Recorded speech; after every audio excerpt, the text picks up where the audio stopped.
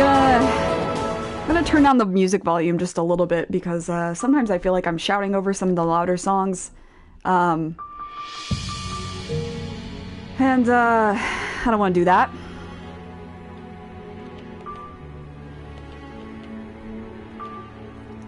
So last time, we started door 1, where we met Mel and Nellie, who are siblings. They are... how do I say?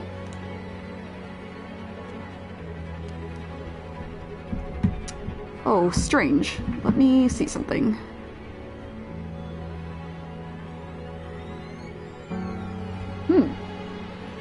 It says public to me.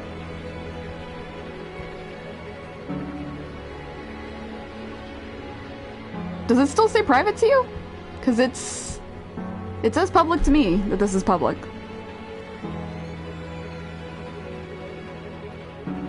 The stream link in my bio will be different.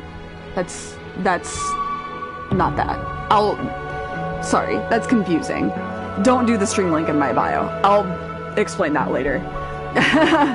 Okay, so we met Mel and Nellie, who are siblings in a 1600s era household. They are wealthy, and Nellie is a little jealous of the attention that her brother gives this new maid called the white-haired girl, who we don't know her name. She does have a name, but you know, we're not privy to it yet. So he definitely has a thing for her, but not really sure how she feels.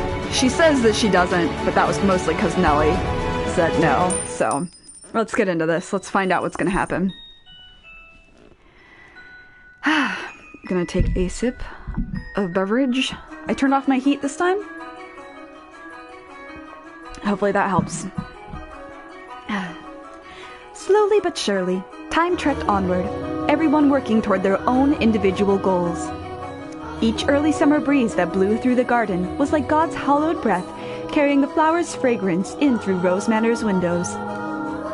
If only time could be stopped, and this beautiful era made to live on through eternity.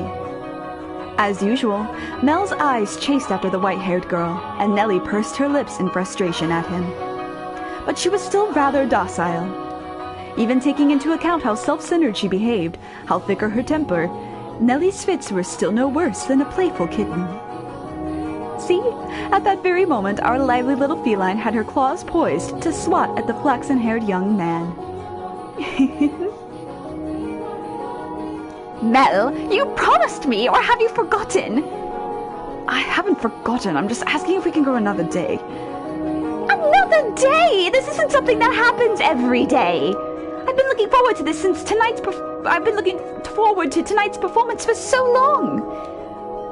There's nothing I can do about that. We're having a gathering at the priest's home tonight. Several high-ranking officials have come up from the mainland just for this. Who cares? I care. You know, Nellie, it doesn't have to be me who goes with you. No, I want to go with you, Mel. You've been so distant lately, dearest Mel. You refuse to do anything with me. That's not true. Tell me, if you can't go today, when can you? When will you be willing to go out with me? When will you be willing to play cards with me, to have tea together? I can't make any promises. I have things to do, obligations. And Nellie, you're almost an adult yourself. Stop acting like such a child. I'm not an adult yet, I'm still a kid. If it means I don't get to play with you anymore, dearest Mel, then I don't want to be an adult. Nellie, you can't. Lady Nellie, the master wishes to speak with you. Huh? Father does. What could he want? Go on, Nellie. You can't make father wait. He's very particular about people keeping their appointments. Yes, he is, unlike you, dearest Mel. What's got her in such a foul mood? Oh, thank goodness for small miracles. Nellie just won't seem to take me at my word lately. You mustn't be so harsh on her. She is your one and only darling little sister. You're right, but still, she's taken it a bit too far of late. Oh, I am not so sure. She does not seem to be behaving any differently to me. Am I the one acting differently then? Yes. Yes, it's you. Well, enough about that. Can I ask you a favor? Me? What can I do for you? I was thinking... Physically, Mel was undeniably a young man, but the smirk that crossed his lips as he schemed gave his face the sweet look of a little boy. Or perhaps that was simply part of his charm, and it was not the age disparity, but his character that made his smile so heartwarming. What did he ask of me? You shall find out soon enough.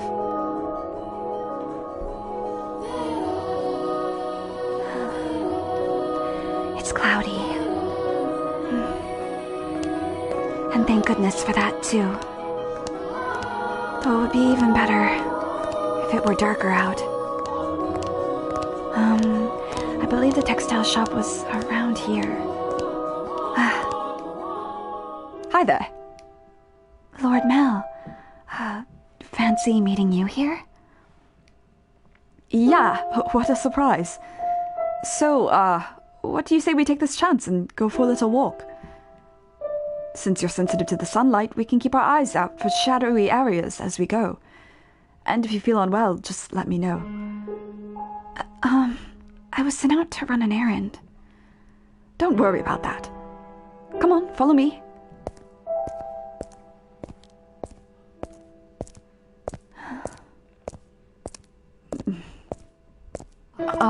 I'm sorry. It actually wasn't an accident that we crossed paths. Huh? I planned this out ahead of time. Asked to have you sent out on a fake errand. It feels like I'm always on alert back at the mansion. Can't relax in my own house. It's actually kind of funny. Sorry, that was inappropriate of me. I just thought since the sun's mostly blocked out, it would be alright if... I'm feeling just fine.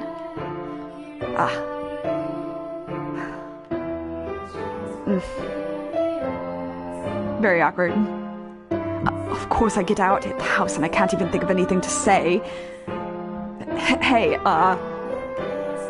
Yes? have you settled into life at the mansion? I have. Everyone has been such a big help. That's good to hear. Indeed. So, Yes? she had you redecorate her room sometime back. Yes. That was shortly after I arrived. What of it? Yeah, that day Nellie told me that you don't... I don't... Never mind, sorry, it's not important. It is important, but I can't just ask how she feels about me. That would make it sound like I forget sound like. I do, don't I? Lord Mel? Oh, sorry, had something on my mind. It looks like it might rain again today. The weather usually gets better as summer approaches, not the worst like it's been. It won't be a heavy storm, though. No? The wind is too gentle. You can tell from that. Vaguely, but yes. Huh, that's impressive. I often leave the house unprepared, only to find myself sloshing back in the rain.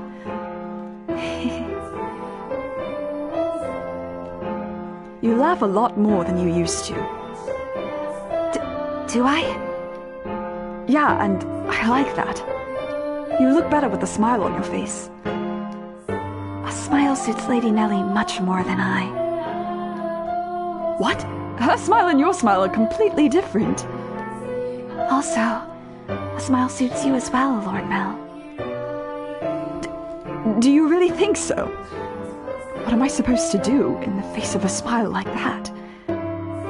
So, Yes? knowing her, if I ask if I'm imposing, she'll say no without hesitation. Trying to cover myself isn't going to get me anywhere. Hold on a second. I never did get you those flowers like I promised. There was a single white rose blooming in the garden. I was planning to give it to you, but it disappeared before I had the chance. Sure did, didn't it? We wouldn't know anything about that. Would we? So, I'd like you to have this. It's not a real rose, but it won't wilt either. Mel was holding an ornamental white rose. It was an impressively detailed replica of the real thing, crafted by an incredibly skilled artisan's hand. It was, I imagine, made by the same craftsman for whom Mel had ordered Nellie's birthday necklace. The young man, who but a handful of days earlier had said he had no sweetheart, had come in to commission a present for the girl. The master of the shop must have been quite surprised. Or perhaps it had given him a good laugh instead. It was for this moment that he so desperately sought for time together with the white-haired girl. I don't know what you like, so I had to base it on my sister's tastes. My apologies. I cannot accept this. Is the design not to your liking? No, I just... If you're concerned about how much I paid for it, don't be. I just want you to have it, that's all. Please. Why are you so kind to me? Why? Because... I'm sorry, I can't accept it. A clear glint of flustered panic was visible in her red eyes. There was not a girl in the world whose heart would not flutter at the sight of the sparkling rose accessory. But her reaction was far from delight. As a matter of fact, there were traces of fear and apprehension in her countenance. I beg your pardon. Hold on! With a look of distress on her face, the white-haired girl made to run off, but Mel grabbed her by the arm in the nick of time. At least tell me why. Is it because you dislike me? I never said... Something's wrong with me. From the day you arrived at the mansion, it's like I haven't been myself. I've been strangely aflutter ever since then. Whether I try to study or whether I try to read, none of it sticks. I'm just looking at pages of text, tracing rows of letters only for them to disappear as soon as I look away. It's all because of you. I truly am sorry. Please, don't be any more generous than you already have. When I'm with you, my willpower wavers. What do you mean by that? I'm so sorry. Wait! Mel's grip loosened for a moment, allowing her to slip free and dart off like a gust of wind, not giving him a chance to stop her a second time. The dumbfounded flaxen-haired boy stood frozen in place, left all by himself. The breeze, which the white-haired girl had called gentle earlier, felt faintly chilly, almost as if mocking him. It looks like she's even less fond of me than I thought. God, I'm crying. I'm pathetic.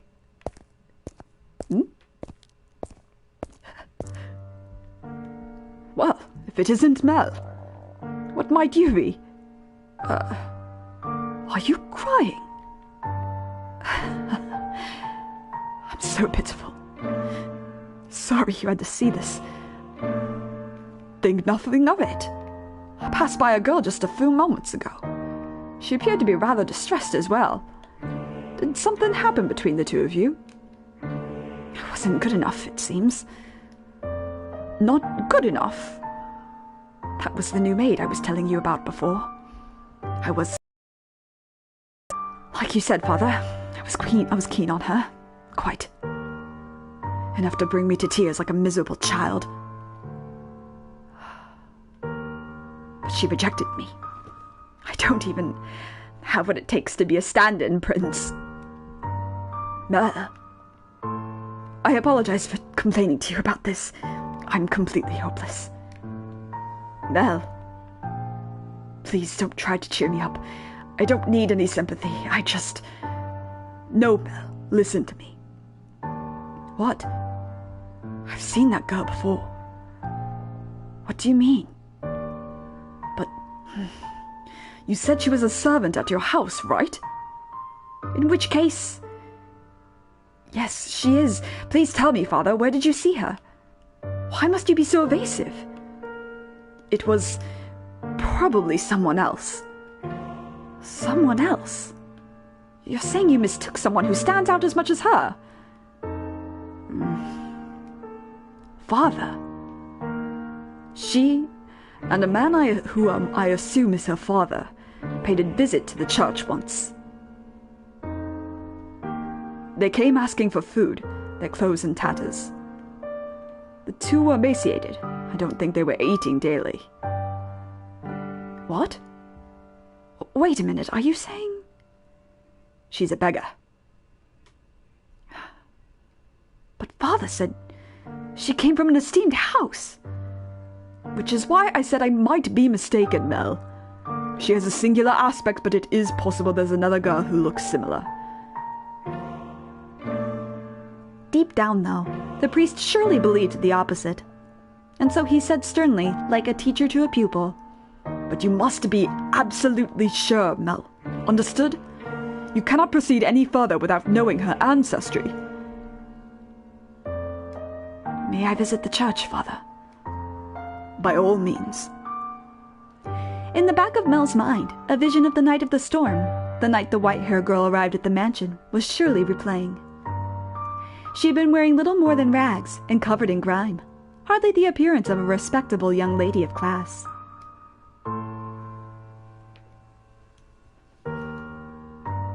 Have I been putting her through unnecessary stress? If she actually turns out to be nameless, to be rankless, no matter where she comes from, my heart is decided. I will not fool myself about how I feel any longer. No, I cannot fool myself. But how does she feel? What will everyone else think? I have to find out why she was welcomed into our house. I'll ask Mother or Father. No, if for some reason they don't know she isn't aristocratic, I'm better off not saying anything. But if they don't, then does that mean she's been lying to us? And to them? I have to find out. This time I must get answers. No! Absolutely not! You come back and the first thing you say is that? I hate you, Father. I will not stand for this.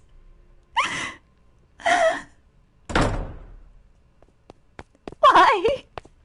Why would he just suddenly throw that on me? He didn't even ask for my opinion. No, I won't do it. I'm fine the way things are. I'm just fine. Dearest Val, I need your help. I don't want to get married.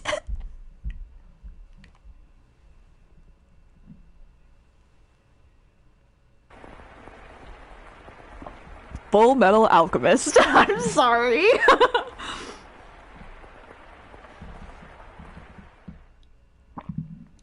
This may seem sudden, but I must confess that I made a grave mistake. My transgression is that I was unable to completely predict where this path we were traveling led. My hands were full dealing with my immediate day-to-day tasks, so I could do naught but pray there was happiness waiting in the future. Happiness for everyone who lived within Rose Manor. But I am a mere maid. There are limits to what I am allowed to do. And furthermore, it was not my place to offer her my hand. Roads, such as the one we are following, have a way of diverging with little warning. And if you do not turn the wheel exactly right at those sudden forks, you may end up somewhere horribly off course. I was well aware of that fact, which is why I thought that what I did was for the best. It's happening again. I made sure the door was closed. I can feel someone standing there. Someone watching me. Footsteps. They're looking down at me. I want to open my eyes, but I can't do it. Curses. You're just going to leave without doing anything, aren't you? Then hurry up and get out of here. Free me from this torture. No. Tonight they're on my bed now, looking down at me. My neck. I can't speak. I can't move. These cold fingers. That soft breath.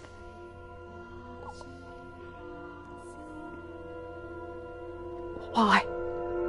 I can move my body, but that's not important right now.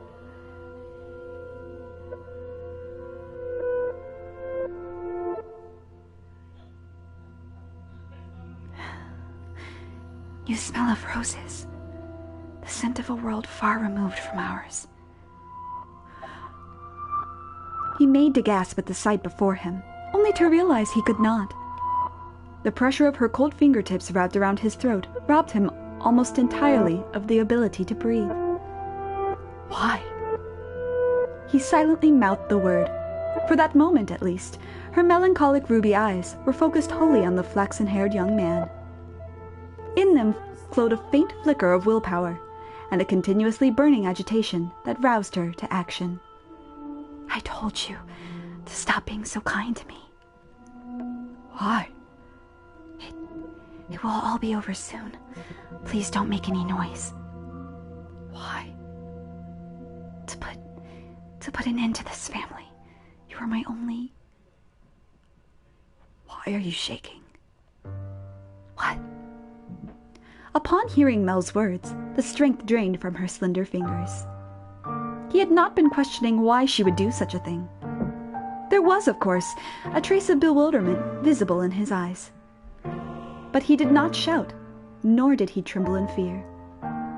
He instead expressed concern for the young woman who looked like a cornered rabbit. I am not shaking. You are. I can see it. As he slowly regained his breath, Mel's voice, too, grew clearer. Conversely, the red-eyed girl's grew progressively more faint and raspy. You are not doing this because you genuinely want to. There's some other reason. This is what I desire. Have you been to my room before? You have. I'm sorry. Well, I'll be damned. Tell me, why are you shaking? You're not putting any pressure on me. Why haven't you run? Because I cannot fathom why you would do this, so I'm not afraid. Do you hate me so deeply you want me dead?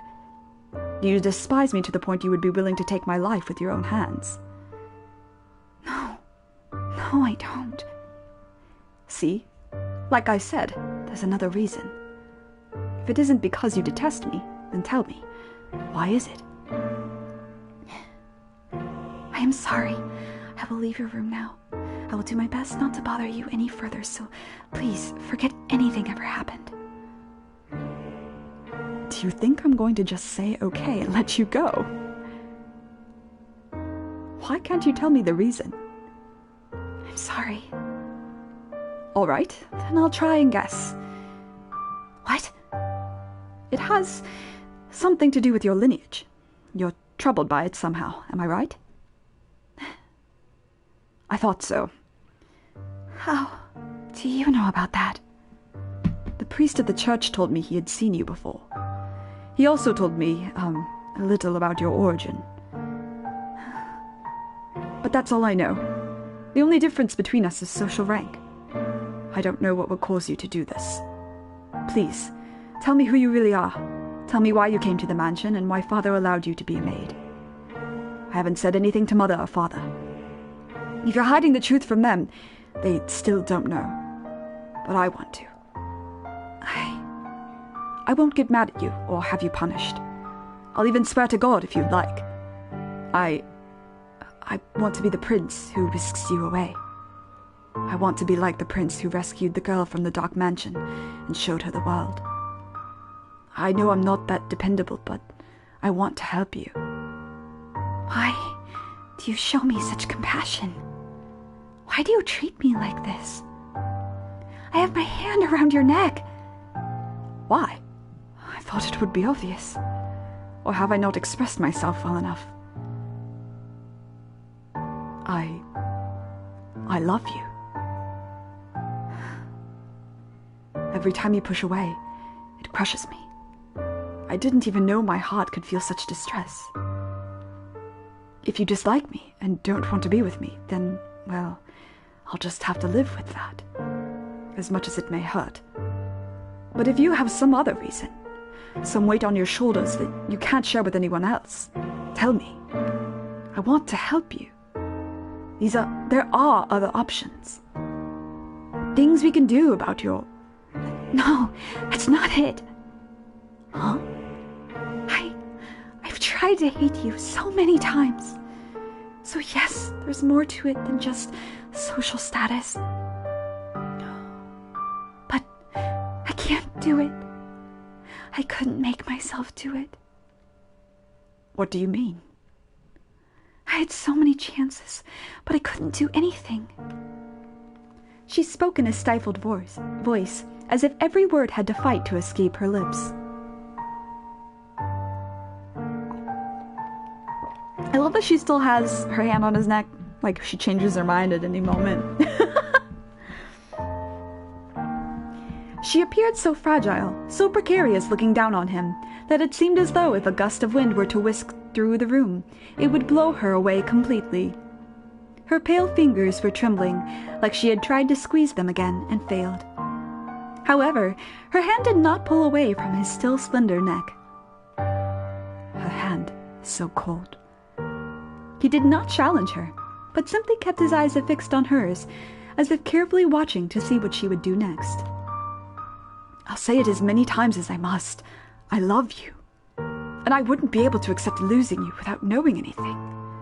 So please, tell me the reason. I'll see to it that you're taken care of. Those are the words of a man of means, Lord Mel. Of someone blessed enough to have pity for others. You are a foolish young man. You know nothing. But the greatest fool of all is myself. If you agree to punish me, I will talk. Tell me. Her long white hair and his soft flaxen hair touched. For just the briefest of moments, it appeared in the darkness as though they had fused together. I'm stumbling over my words a lot. I'm sorry. I'm like dribbling water everywhere too. I'm a mess today. What's wrong with me? The white-haired girl, having finally gathered the courage, began to slowly tell her tale. On the night of the storm, I paid a visit to Rose Manor, this mansion. My father and I were always on the move, traveling across the land by foot, so it was only recently that we heard rumors of Rose Manor. There are several reasons why we couldn't stay in one place. First is my unusual appearance. People often find the color of my skin or eyes disconcerting. So after living in one place for long enough, unsettling rumors would begin to spread, forcing us to leave. Another reason was my father's line of work. He painted pictures for a living, but he had trouble finding a patron, so he had to work day to day. When he was no longer able to find work in a city, we would move. We were birds that migrated without a flock. When we arrived at this town, my father was exhausted and weak. That is when we learned of Rose Manor and the family who dwelled within it. Rhodes is a name my father could never forget. He was long ago a painter in service of the Rhodes family. Hold on. Your father was an artist here. Yes. It was before I was born, so you probably don't remember, Lord Mel. So, you knew about us before you came here? For as long as I can remember, I've known the name Rhodes. My father was chased from your house just because they didn't like something he painted. Having failed the Rhodes family, no one else would become his patron. Just as a good reputation spreads, so too does a bad one. Branded once as a failure, no one will take you in ever again. You nobles throw your parties and spread your gossip about this painter or that sculptor. The rose you tried to give me is an example of that. It was certainly crafted with skill, but the jeweler is only known because some aristocrat spoke highly of him. My father's paintings were no less skillful. His was a talent that could not be easily imitated. But no one was willing to separate the art from the artist. The Rhodes family stole everything from my father. But even thrown out onto the streets, his only skill was painting. That was all he could do to earn a living. What little money we had for food, he gave to me. He did anything he could to ensure my survival, even at the expense of his own well-being. My father passed away in this town. Up until his last breath, he was only ever concerned about me. He held me in his arms and ran his fingers through my hair, an apologetic look on his face.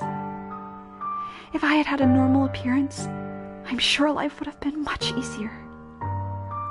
He was always telling me how sorry he was for making life so hard, even though it's not his fault I look like this. I disdained the Rhodes family for putting my father through such hardship. I imagined you were still living in decadence, acting as though nothing had ever happened. No, you wouldn't even care about the fate of one simple painter. Our lives meant nothing to you, and so I sought to bring misfortune upon you.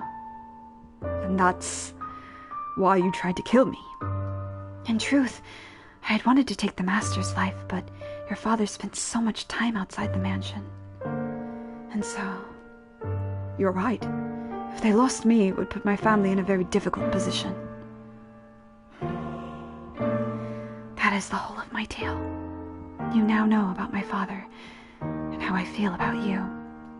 Having told you of the blackness in my heart, I cannot go on living like nothing has changed. Please, give me punishment. Why? Why would you have me put the one I love through any more misery? I am not fit for your affection. Not only because I am not aristocratic, but because every time I spoke with you, I did so holding this darkness in my heart. Does that not unnerve you? In the end, it was my family's actions that caused you so much suffering. But that your father was still alive, perhaps I could have done something. I'm sorry. And besides, you hesitated. You didn't actually kill me. What am I even to punish you for? As you said, you had countless opportunities, but you could not bring yourself to do it. Tell me, why couldn't you kill me? Because If it's because I've given you enough reason to have even the slightest bit of interest in me.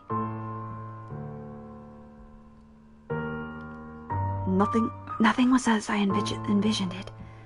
What? I assumed the residents of Rose Manor would be cold, people who believed that wealth and rank mattered above all. But on the night of the storm, the mistress was the first one to extend her hand to me. I arrived at the mansion disguised as a beggar. Actually, disguised is not the right word. As many nights I only survived on the generosity of others. The mistress did not send me away when she saw me. Quite the opposite. She took me in as a servant. So that was Mother's doing. I could scarcely believe she would invite a stranger into her home, that she would treat a stranger with such compassion. Yeah, a scandalous marriage could be fun. It would be very fun to bring shame to the family. That's one option that she could do instead. Mel's obviously down for it. I thought perhaps she knew who my father was. But I had never met any of you before. No, I'd never met any of you before. So she must simply be that kind-hearted a woman. Wow. And the mistress continued to treat me with kindness, despite my disquieting appearance and the darkness in my heart. In time, I began to grow less and less sure of myself. Was what I meant to do truly right? Were the things I felt truly justified? But it was a certain fact that my father was here and that he had been chased out. So I decided I should take your life to put an end to everything before I wavered any further.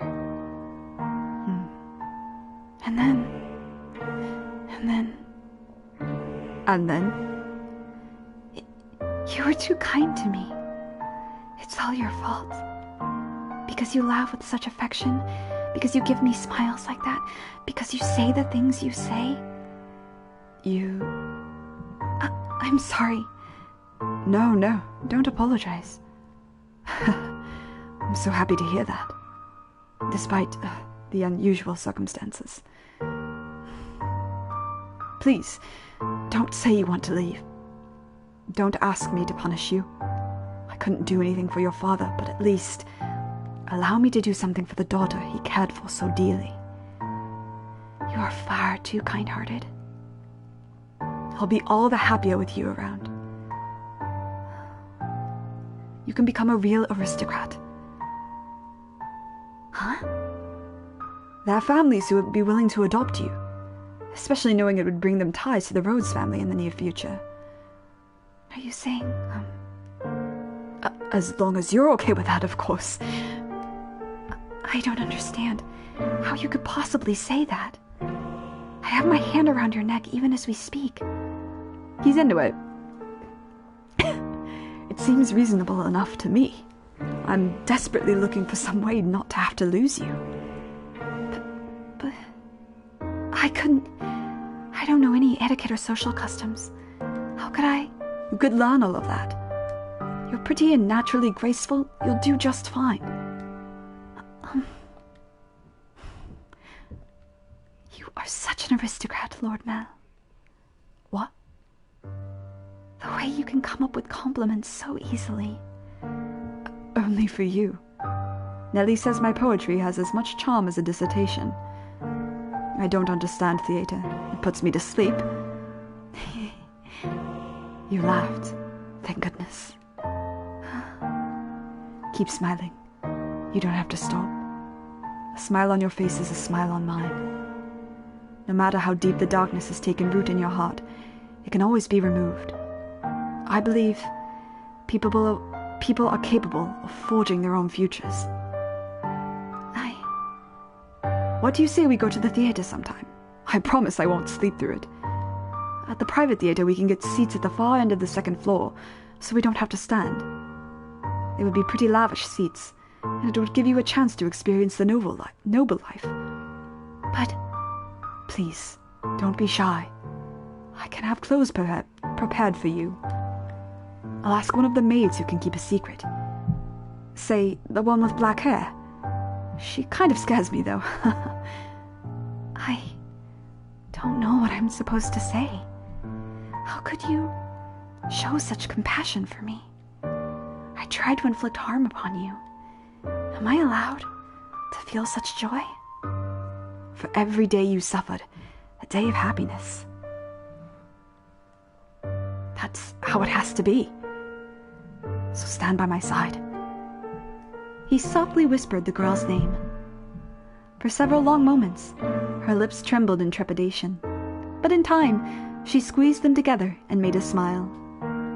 He wrapped his arms around her unbelievably slender, frail frame, holding her tight in an affectionate embrace. Mel approached me the next day.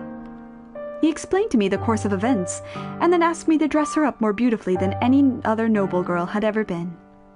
She was already a very pretty girl, so even without much effort on my part, simply putting her in a dress, she radiated beauty. I was quite partial to her smile, so I agreed to help, thinking that if it would lead to their happiness, I could not ask for anything more. I never anticipated what would happen next, though. Perhaps my hopes were unreasonable after all.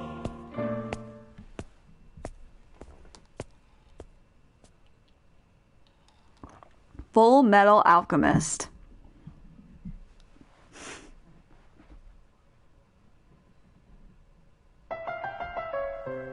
Oh, I love this song so much. Okay. Now, Nelly, you love the theatre, so don't look so cross. Nellie was out with a man other than her brother that evening, a rare sight indeed, and she was quite clearly in a foul mood. I will not stand for this. That I should have to marry a man as disagreeable as Arthur. It's unthinkable. The young man at her side was Nellie's fiancé, selected by her parents. On any other occasion, she would have snubbed an invitation from any man who was not Mel, but she had little say in this matter. She was, for lack of a better word, forced to go out with him. And oh, how furiously she had fought against it. She had shut aside the Abigail trying to fasten her corset, locked herself in her room, and sobbed for quite some time. It required the combined efforts of several of us to get her ready and out the door for her date. Come now, you should at least pretend you're enjoying yourself. Or do you want people to think we don't get along? Do we get along? Well, I want to, for what it's worth. What it's worth to you is my name, not me. Are you really going to be like that? I went out of my way to take you to your favorite play. The least you could do is be a little kinder to me. What was it called again? Romeo and Juliet? It's been running for 6 or 7 years now. A family like yours and mine couldn't pay to have a brand new script written. So why should we have to see an old play at a theatre full of commoners? It may be private, but even so... I'd rather just have a show put on at my estate. Stop talking already. Why should I have to marry someone like you? I have absolutely no desire to marry you. Whatever it takes, I will put a stop to this. I'll talk to Father as many times as I must. Please, don't make such a scene. It's shameful. There are people around, remember. You represent your family. Besides, our families are hardly strangers to one another. Try as you might, I doubt you can get rid of me. No matter what you say, you can't break this engagement. You don't... Your parents gave you too much freedom, and look at what a spoiled little girl you became because of it. Goodness, you're going to be quite the handful. Oh, get off your high horse! No, you're the one on a high horse, Nellie. You're going to be my wife. You can at least put some effort into liking me.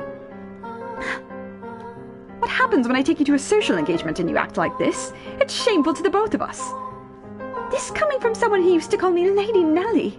What's your problem? When you choose to act like a lady, I'll gladly call you that again. Goodness gracious. Put yourself in my shoes for a second. I had to marry a bratty little girl because it will help my family. How dare you talk to me about that way? Talk about me that way. You're not a damned princess. Open your eyes. If you think talking to your father will get you out of this marriage, you're welcome to try. I doubt he'll have it, though. Otherwise, you can just go complain about it to your friends. Oh, that's right. As far as I'm aware, you don't have any friends. Enough! As you wish. This is so frustrating. Why should I have to listen to this jerk mock me? I have Mel. I know. If Father won't listen to me, I'll ask Mel to talk to him. Mel will be able to convince him. Come on now, your favorite play is about to start. Maybe you should face forward. Enjoy it while it lasts. You won't be talking down to me much longer.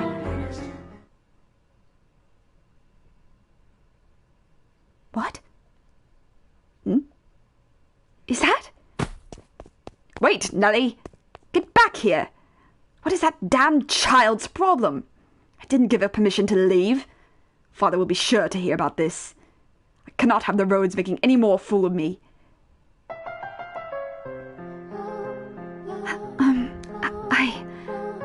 You're fine. Don't be shy. But so many people are looking at me. That's because you're gorgeous. No, it's because I look strange. I assure you that's not the case. It is true you have an unusual appearance, but right now the unique color of your hair, your skin, and your eyes all serve to accentuate your beauty. You sound like a prince, Lord Mel. Well, you think so? I mean, I did say I'd be a stand-in prince for you, but... I think you're a wonderful prince, not just a stand-in. Which makes you my princess, Finn? I don't... Oh, you're supposed to say yes, I am, there. You're going to make me sad.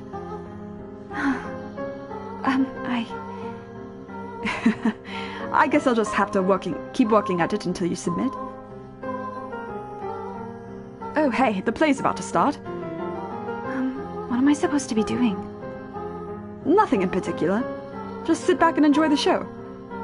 Oh, but there is one thing. Yes? If I start dozing off, could you maybe wake me up?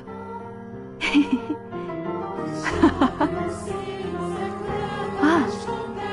Huh? What? Dearest Mel! Melly? Dearest Mel, why are you... What are you doing here? I asked her to join me. It's nothing to get worked up over. It is! It absolutely is!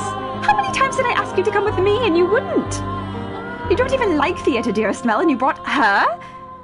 You're right, I'm not especially fond of plays, but I wanted her to be able to see one. Why are you making this such a big deal out of this, Nellie? She's not suitable for you! What? She isn't good enough for you! Why would you choose her? She's creepy and you have no idea where she came from. Don't talk about her like that, Nellie. But you don't even know who her family is. I do. What? Lord Mel? It's fine. You just stay quiet. Like the other maids, she comes from a respectable house. I looked into it. However, circumstances prevent me from telling you what house that is. No, you're lying. That can't be. She doesn't act like a lady. She lacks etiquette and probably can't even dance. You expect me to believe someone like her is from a good house? Enough already, Nellie. Mel yelled at me. You have my word. You don't have to worry about her. So please, stay out of this, Nellie. It isn't any of your business if I spend time with her, is it? But dearest Mel...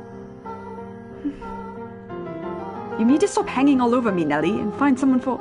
Wait. What are you doing at the theatre? Are you here alone? Oh yes, dearest Mel. About that, I have a favor to ask of you. I've been waiting to talk to you about this since yesterday, but I haven't seen you at all. Settle down, Nellie. What is it? Father had me engaged without consulting me. And he picked Arthur, the disagreeable little... Oh, right. That? I already know. What? I heard it from Father. That reminds me, you didn't show up at breakfast this morning. I see now. It was because of your engagement. Dearest Mel. Is that who you're here with today? In that case, you should get back to him, rather than waste any more time with us. You knew I didn't want to get married, Mel. So why? Why didn't you talk Father out of it? Because it's your time, Nellie. If there's someone else you'd rather be with, then, well, you can try persuading Father, but... You're the only prince for me, dearest Mel. And a prince always grants his princess's wishes. Doesn't he? I just want you to say you'll do that for me, dearest Mel. Lady Nellie. You stay out of this. It's all your fault. It's all because you showed up and played your little tricks on him. I warned you about this rat, dearest Mel. She is not suitable for... I told you I'd had enough already. How much longer are you going to continue acting like a child? I can deal with you being a spoiled little girl, but how dare you be so derisive to someone else? Mel, hit me. Lord Mel. Go on. The show's about to start. People are giving us dirty looks. Yeah, 'cause you just slapped your fucking sister, man.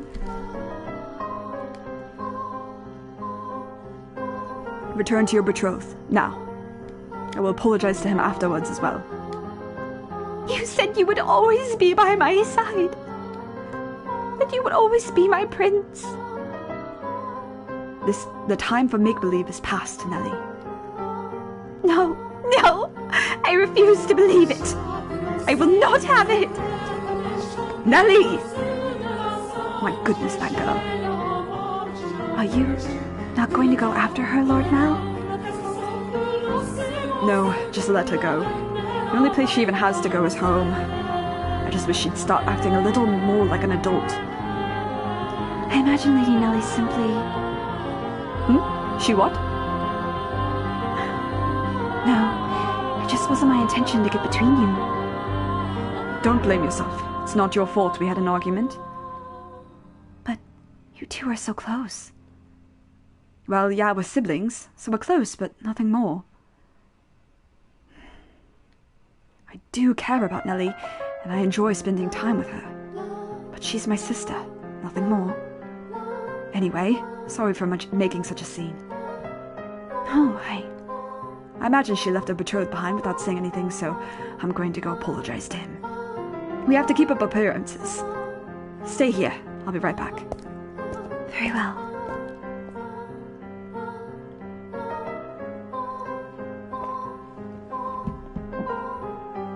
Master, what are your thoughts on the tale so far? Which of the siblings do you think was in the right, Master? The brother or the sister? Oh my, I apologize for the abrupt question. Did I startle you? What do I think? Yes, I believe Mel was probably right. He was also surely happier than her. As Mel had anticipated, Nellie fled from the theater, leaving her fiancé behind. She forced her way into a carriage stopped outside, probably one called for a different nobleman, and ordered it to take her home. Mel's assumption was correct. The only place she had to return was the mansion. The sun was beginning to set, and as a young lady she could not simply go wandering through town alone. Nor did she have any acquaintances to take her in. Her world was, in essence, composed of two elements, her brother and the rose garden. They were the light of her life at Rose Manor. She lived a very isolated existence.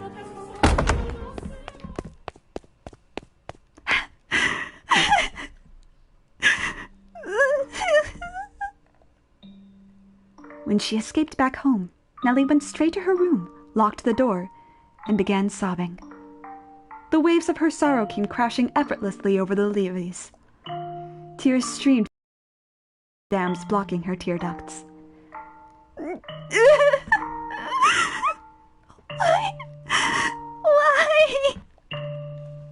Why won't you help me, Mel?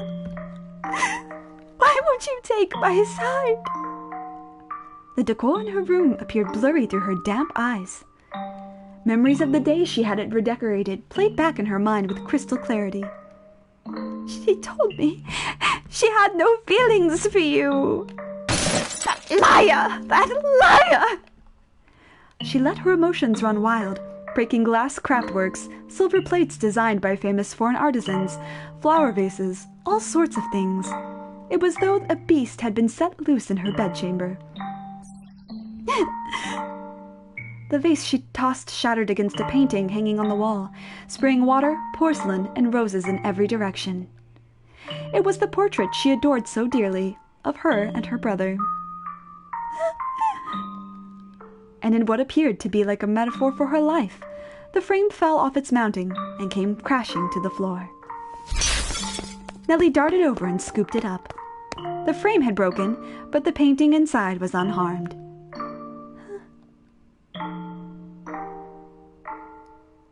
The two smiling children were still the very image of happiness, inseparable siblings gently holding one another's hand. My prince is no more. Though in her present state of mind, that image of happiness brought her nothing but misery. And the worse she felt, the more frustrated she grew at the smiling girl and the kind boy of her past. The princess is no more either. You're not a princess anymore, Nellie. Some other woman has taken your place. I trusted you, Mel. I believed you would always be there for me. This painting is nothing but a lie. That's not the real Mel. That's not the real me. It's all a big fat lie. A lie.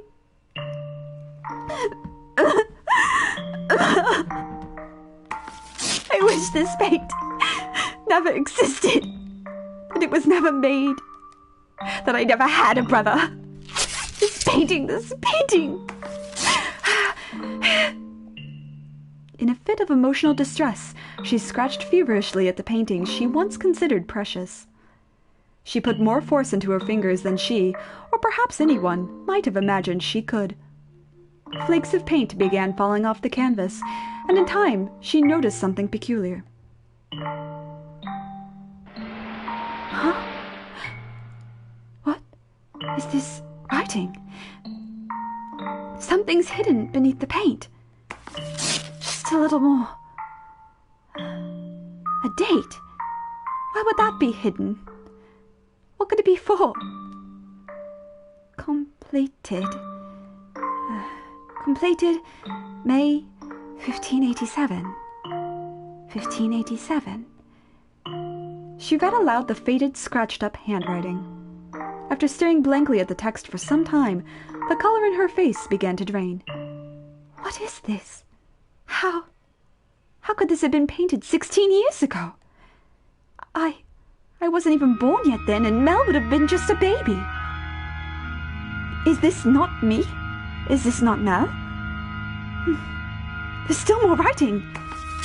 Urged on by her rapidly pounding heart, Nellie furiously scratched away at the painting.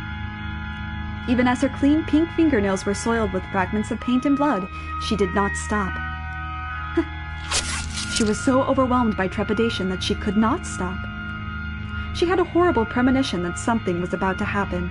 Something indescribable, incomprehensible. This is how I envision your son and our unborn daughter might look several years from now. Your son and our unborn daughter. So this was a painting of the future. Then it really is of me and Mel. No, use your head, stupid. I'm only 14. 16 years ago, I would not have even been inside Mother. But then who is this? Who is that holding Mel's hand? Who is that with my brother? More there has to be. Ow! Found it. There's more writing. I have to know what this is. Calm down, Nellie. It's nothing to get worked up over. I'm sure it's nothing. Calm down and read. There's nothing to worry about. If our unborn child... This is what the writing on the painting said. If our unborn child does not have your hair color, then you will probably not be able to take her in as your own. I will be punished, and my life made miserable. And so I pray that this child might have flaxen hair. Though it is a sin to wish that she has a trace of me in her, I do hope it is a girl. What am I reading? I don't get it. Someone tell me, what does this mean?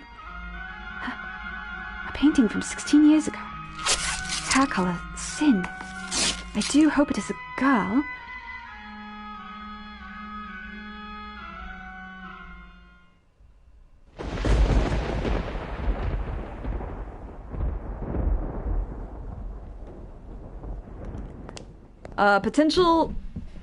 Potential trigger warning to anyone watching for some violence and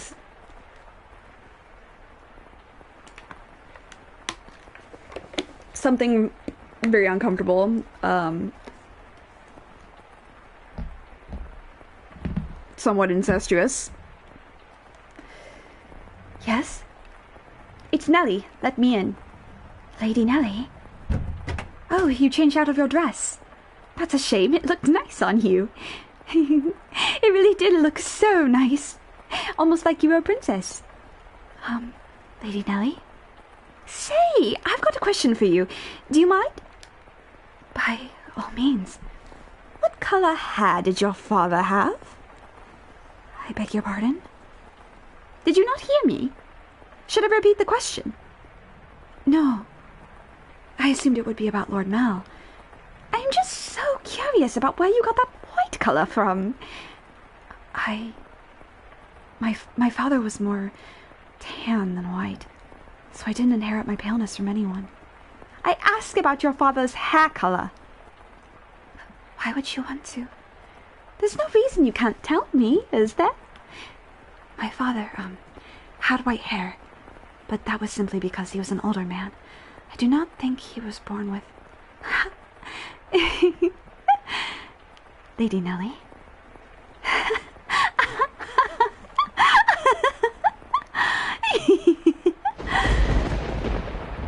Hey, guess what? I figured it out. I figured it all out. And it was so simple. There's only one difference between you and me. The thing that Mel fell for is... Oh, why do you have those? No, stay back.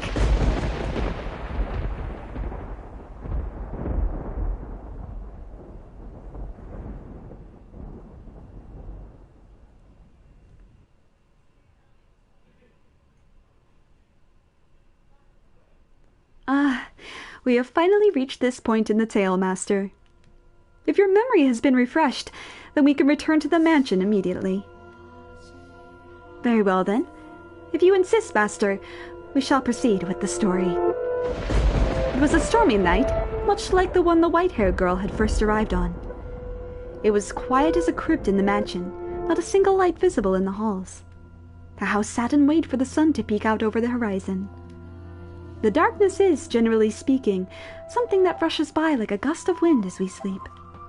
The flaxen-haired young man, too, lay in bed, pale blue moonlight sporadically streaming in through the gaps in his drawn velvet curtains as he attempted to submit to slumber.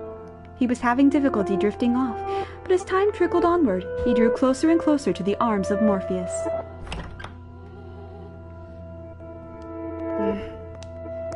Suddenly, he sensed a presence in the room, much like the one from those nights some weeks earlier. Is someone there? Answer me. A slender feminine finger pressed gently against his lips. There was no hostility in the motion, but rather a great deal of affection. You're...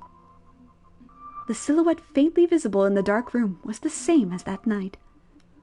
A flash of lightning shone through the drawn curtains, illuminating her beautiful white hair.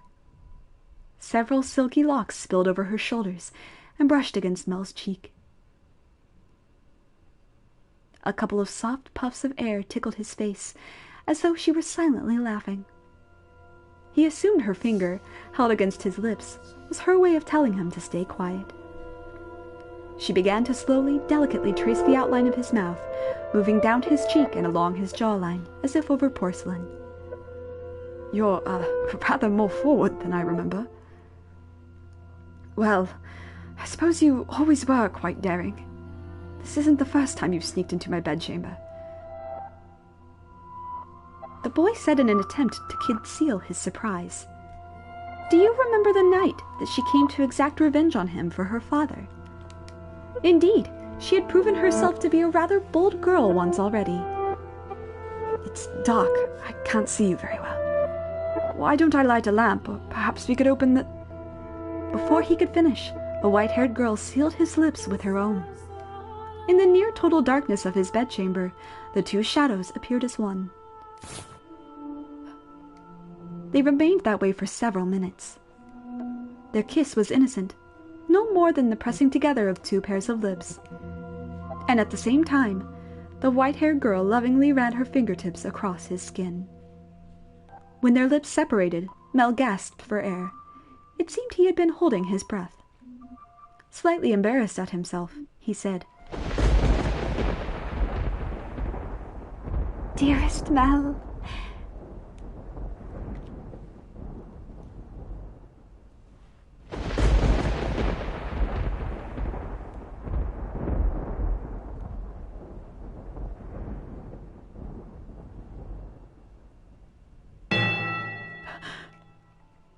nothing.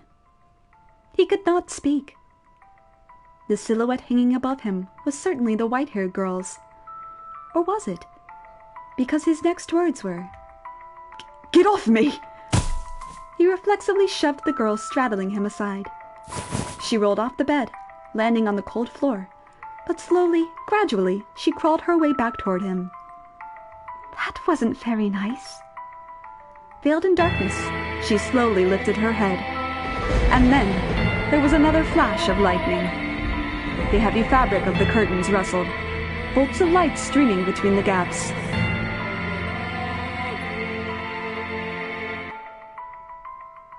Her flaxen irises glimmered. At light, they took on a twinge of almost golden glow.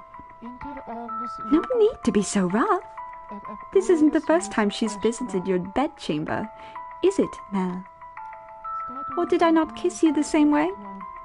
Tell me, how does she run her fingers across your skin? What does she do when she nuzzles up to you? Stop! Stop this madness! Nellie! Why would you do this? Because you like white hair, don't you, Mel? You like white hair, which is why you fell for her, isn't it? So if I have white hair, then you'll fall for me too. Then I could be your princess again, dearest Mel. What are you even talking about? He could not escape from her, from his sister's piercing gaze. Why? What happened? How could she? Questions crashed into the young man's mind like waves in a stormy sea. But none of them found answers. They simply caused him further perplexity. Your hair. What happened to your hair? How did you get it that color? Oh, this?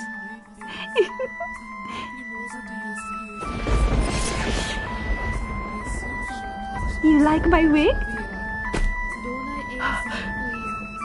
But as soon as the words left her mouth, Mel was in motion, propelled by pure instinct. He clenched Nellie's shoulders tight enough to dig his fingers into her flesh. You're hurting me, Mel. What did you do to her? Tell me, what did you do? I made her leave. It was a perfectly reasonable decision. She was obviously not nobility, and thus hardly fit to be part of this household. But there's no need to worry, Mel. I'm here to take her place. You sound like a madwoman. It doesn't matter if she was a noble blood or not. She promised she would stay by my side. So why? How could you do that to her? I promised you that long before she ever did. And I love you far more than she ever did, Mel. Have you lost your mind? You're not making any sense. Where is she now? What is she doing? It's always her with you. What more could you want from me? Tell me, what does she have that I don't? What do I have to do to get you to focus on me and only me? We're siblings! Don't you understand what you're doing? Oh, I understand it quite well. Far better than you do, dearest Mel. I even know that a former queen was executed for it. But if we don't get caught, there's no problem. Nellie, are you saying you've always felt this way about me? Oh my, you didn't notice, dearest Mel. You truly are a dense one. I guess romance isn't just your strong suit. But you've noticed now, haven't you? You know exactly how I feel about you, right? Quit it. Enough. Don't say anything else. Stop. Stop having these insane feelings for me. It's disgusting.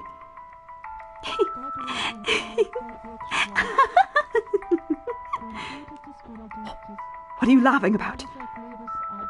Poor Mel, content in your complete ignorance. All right, I'll tell you everything. Mel, you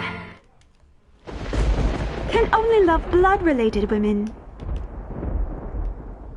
Huh? His cackling sister appeared to him like some kind of inhuman life form. Her actions and incomprehensible exclamations slowly drained him of his strength. What kind of deranged nonsense is that? I love her. She's... Your sister, Mel. Very funny. How far out of your mind have you gone, Nellie? Poor Mel. Do you honestly know nothing? Say that her father was a painter? He painted pictures for a living. What of it? For a time, her father painted for a family. You've seen the picture before, dearest Mel. The one hanging in my room of the two of us. That was painted by her father. He did a good job, didn't he? I kept asking and asking until you finally agreed to hold my hand. And how did you feel about that? You were rather embarrassed, weren't you? Do you remember that day, dearest Mel? You couldn't possibly remember it. But there's a chance you might remember this. Before we moved to this mansion, we had a painter with white hair. I don't remember any such thing. He was long ago a painter in service of the Rhodes family. But that painter did something very, very bad, and because of that he couldn't remain a part of our household. Do you know what he did, Mel? He lay with Mother. My father was chased from your house. If the child had been born with flaxen hair, then the painter would not have been thrown out. The baby would have been accepted as part of the family. But that wasn't how it turned out. The child had white hair.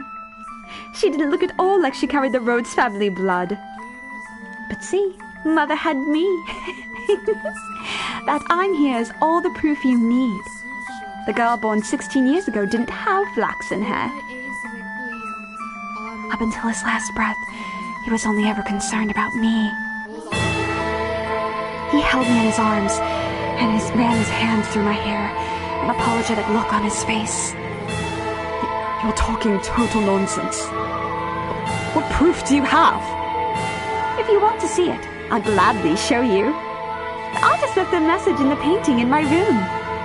Tell me, am I truly wrong? What did that girl tell you? You're lying.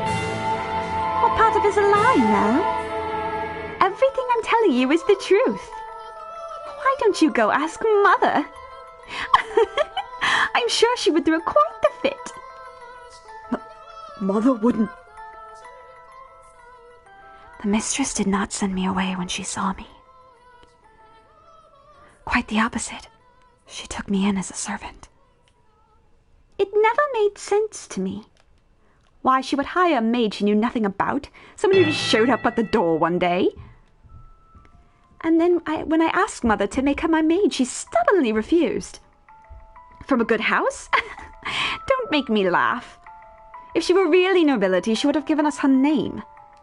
But Mother was so desperate to cover up her mistake. That doesn't make any sense.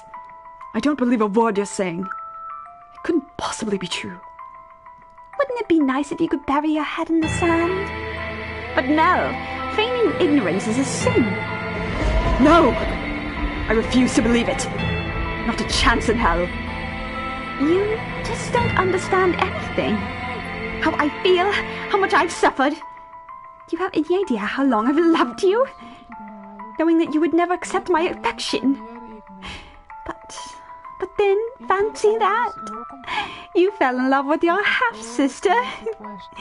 Then I should qualify for your love too. Shouldn't I, Mel?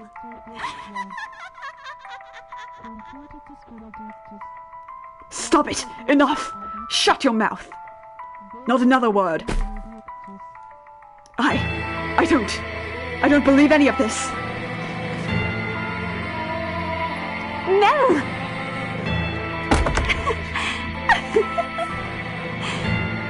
I know you'll never love me. I know there's nowhere for me to run. Say, when we were kids, was that really me? Was I really by your side, Mel? If that painting tells the whole truth, I was never once did I get to be your princess. Not even once.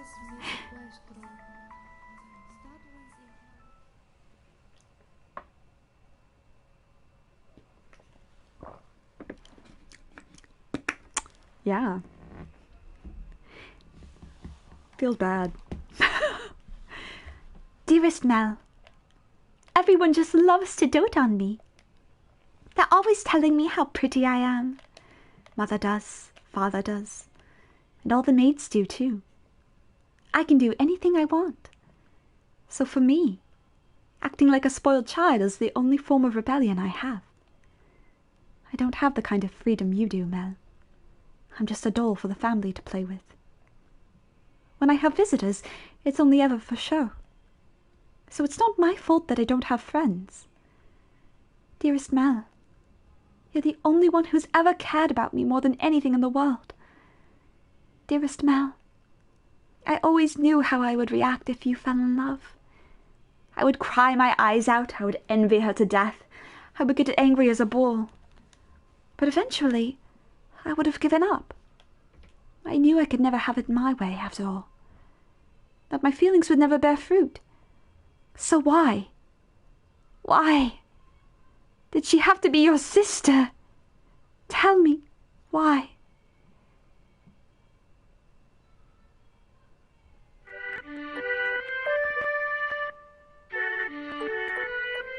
Oh, dearest Mel, here you are again reading such hard books.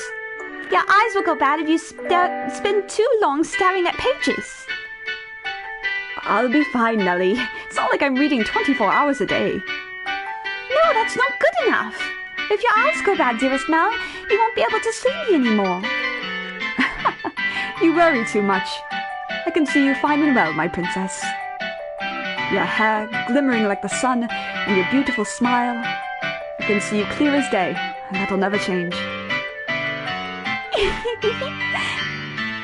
Plus, the skies are clear today, so you're even more radiant than usual.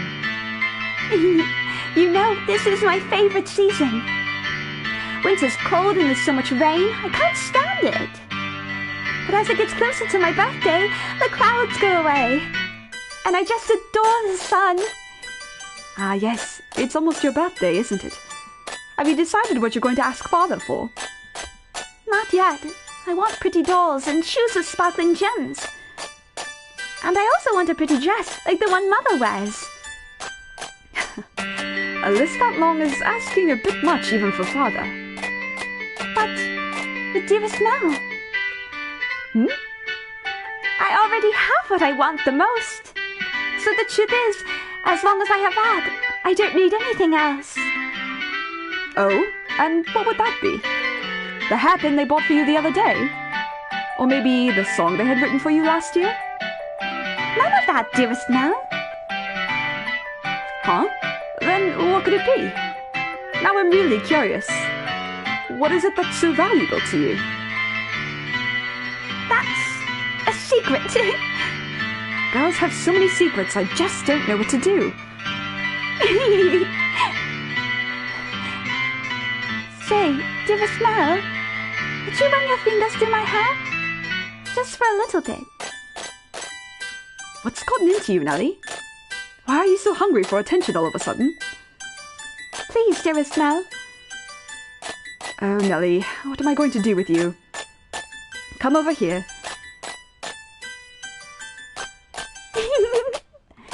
And I want to sit on your lap. Yes, yes, as you wish, my beautiful, beautiful little princess. Say, dearest Mel? What is it this time, Nellie? Right now, I'm so incredibly... happy.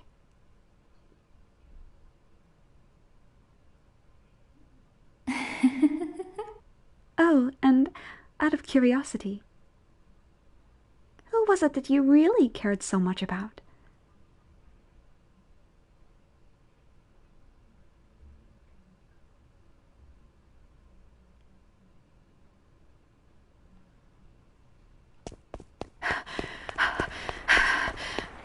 In a fevered frenzy, Mel fled from the mansion. Even in early summer, the night was cold. And to make matters worse, raindrops pelted him from head to toe. But that caused him little discomfort, for a far greater maelstrom of pain rampaged within his breast. At night, the town took on a different appearance. Not simply for the lack of illumination, but the people active within it as well. It was not a suitable place for a young aristocratic man to go wandering unattended. The darkness is not only the abode of the devils, but of beggars, thieves, criminals, and all manner of things undesirable. But despite that, he continued to run, knowing not where he was to head. He simply went where his feet took him, and where he arrived was the church. Father! Father! God should be able to offer me counsel, to answer all of my questions. About that painting, about her, and about Nellie's feelings. Not her lies, but the truth. Please, open the door! Open the door! But, as you might expect, the door was locked, and the priest showed no sign of responding to his calls. The sound of pouring rain drowned out everything else. His head drooped feebly. He looked like a helpless little calf who had wandered alone onto a dark, precarious mountain path with no end in sight. Why? Why won't anyone tell me the truth? All I want is for someone to tell me it's not true. Have I sinned? No, I didn't know anything. I didn't know. No, none of it's true.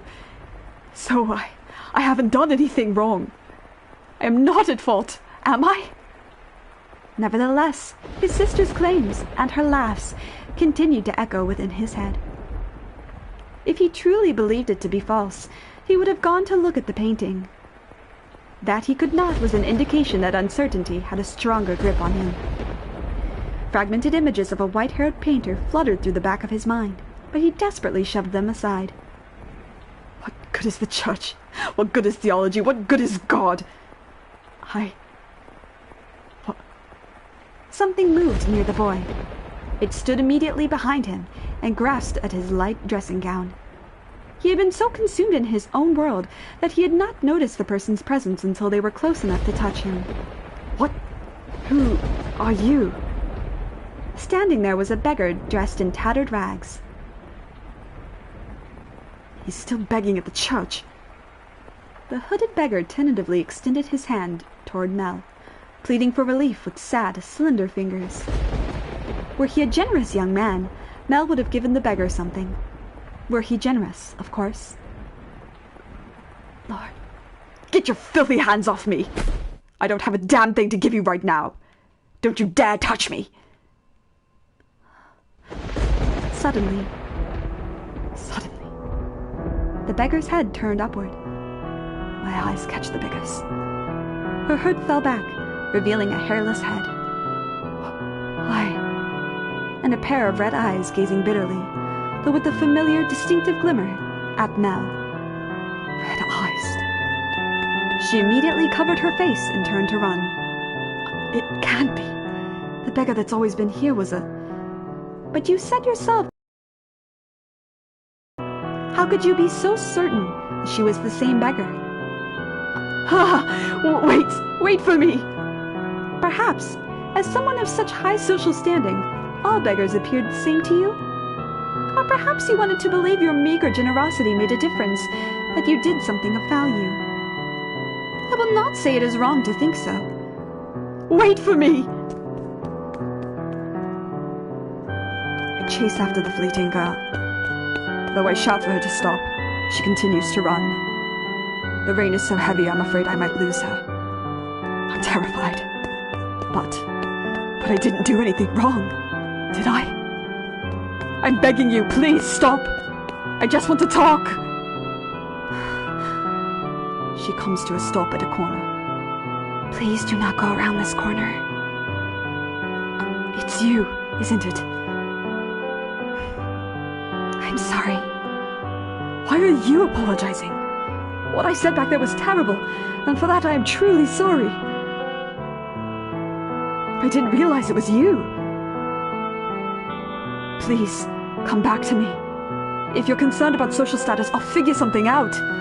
And Nellie's getting married off soon enough. Oh, Yes, Nellie.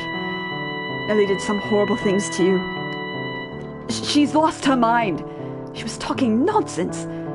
But don't worry, she'll be out of the picture soon enough. I'll make sure you're safe. Say something, please. Are you angry? You're angry, aren't you? I am not angry at you. I am not. Did you know everything? Did you come to our house aware of everything? What? Did you? Tell me, please. The priest isn't around and everything Nellie says is a lie. You're the only one who would tell me it's not true. What are you? Our relationship. I don't understand what you're saying. I see. You don't know. You don't know. It's for the best.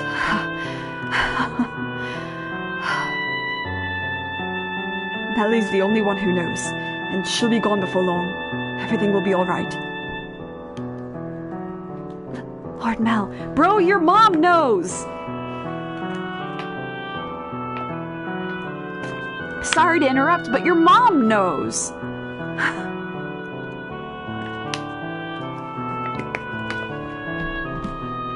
Mel is so stupid. Lord Mel. It'll all be all right. Let's go back. I'll make sure you're never put in danger again. I'm begging you, stay with me. My appearance is no longer suitable to stand at your side. You saw how unsightly I am back by the church, did you not? Hair can grow back. That's not a problem. Now I truly look the part of the hideous witch. But I am to blame. It was a sin for me to find happiness in your kindness. What are you talking about? My sin was falling in love with you. Not what happened to my father, nor how we had to spend our days. There's no sin in that. We have our whole lives ahead of us. Don't we? With enough time, this whole tragic mess will be behind us. Things will only get better from here. I'll be your prince, like the one who took the girl to see the outside world. So please, give me your hand. Come to me. Don't leave me all alone. I need you by my side. Please. I extend my hand around the corner. I sense her hesitating beyond the bend. I'm begging you. I can't see what's on the other side, but a vision of her reaching out to put her hand in mine wells up in my mind. But that story never had an ending. What? She doesn't take my hand. I doubt the girl ever wrote that letter.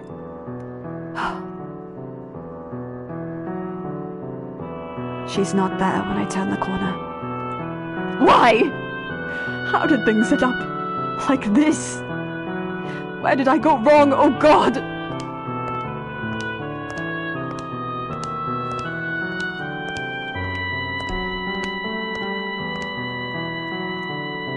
Your error was likely your kindness, thoughtlessly, haphazardly spreading your generosity. But that generosity came from your own desire to avoid pain, for your own happiness. What should I have done? I can't take this. Everyone was happy. Nellie used to laugh and smile. She once meant the world to me. How did things end up like this? It's not my fault. I didn't do anything wrong. If you pretend like nothing happened, then perhaps they can go on smiling in your head.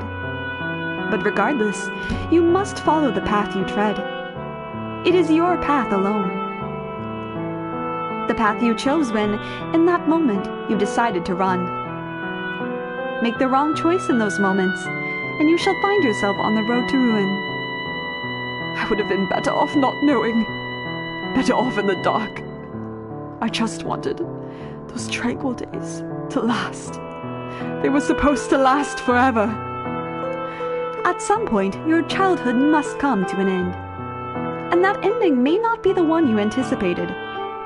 I can't stand this world. You yearned for a world that would treat you with kindness. What should I do? What should I have done? Someone, please, help me.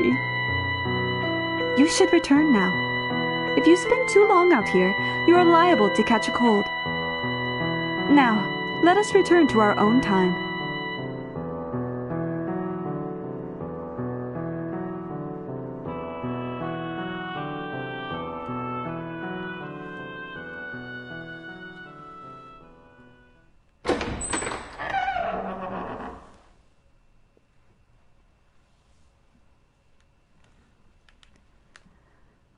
The crestfallen young man faded into the distance, and the decrepit double doors clacked shut.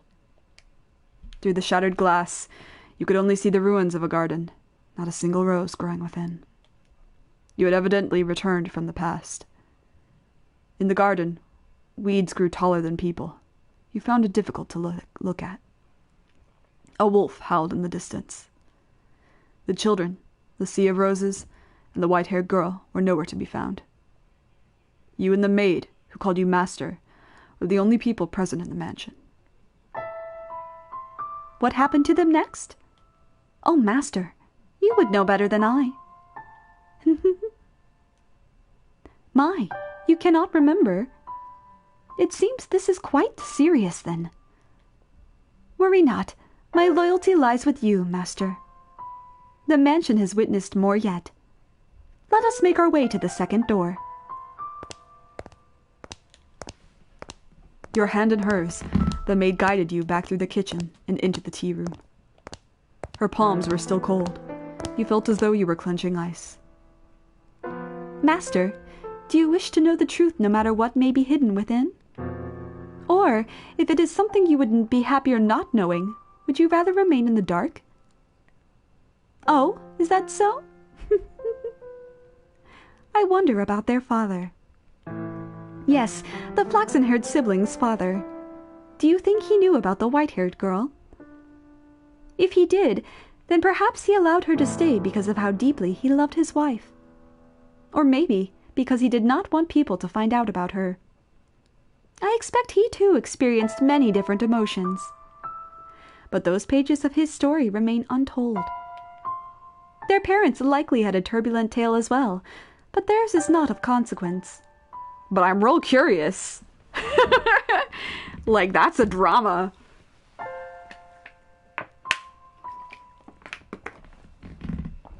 Like, tell me anyway.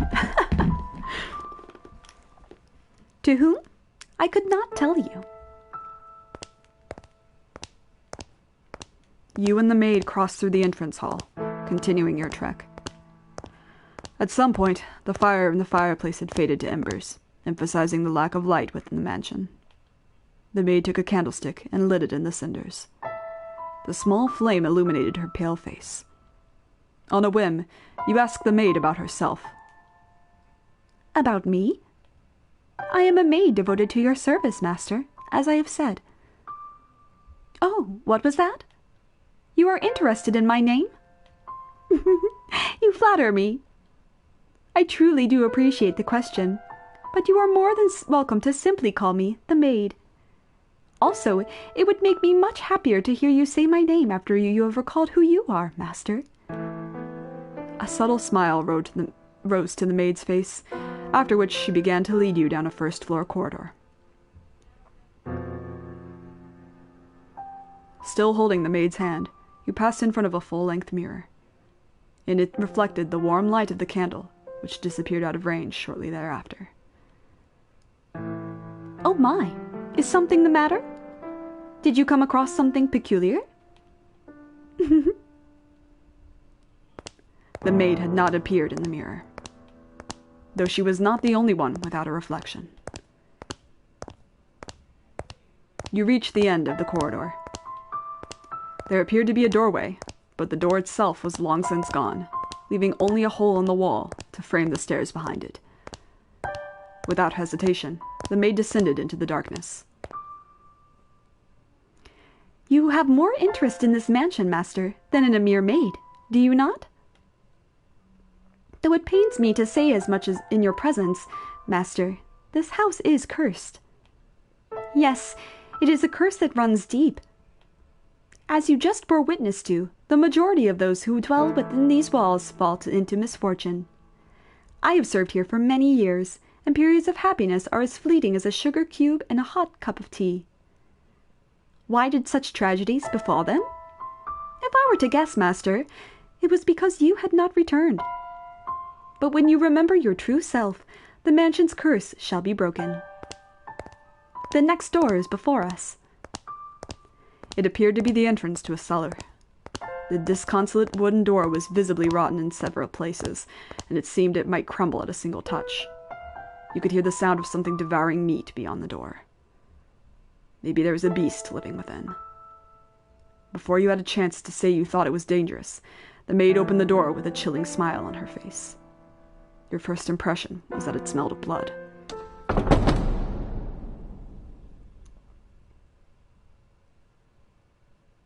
All right, here we are, the second door. And now, we are in 1707. A warning, this is spooky. This chapter is definitely like the spookiest in my opinion.